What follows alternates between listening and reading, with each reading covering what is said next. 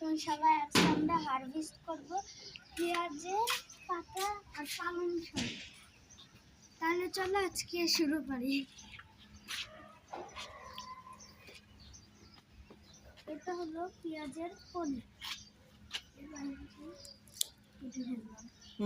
এই যে এদিকে রাখলাম বাকিটুকু।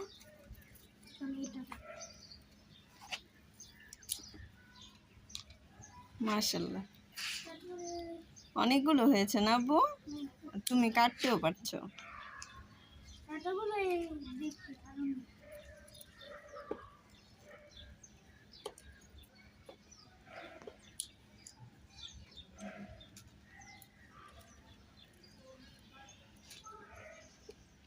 এতটুকু আমি নিব।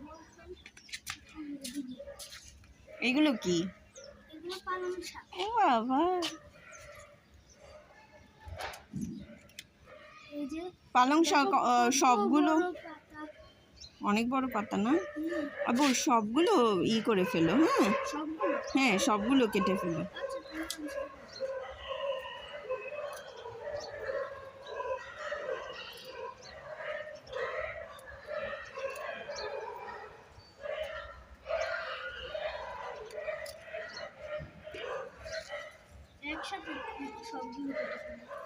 এটাও সবগুলো কেটে ফেলতা। এই যে পেঁয়াজ কলিটা।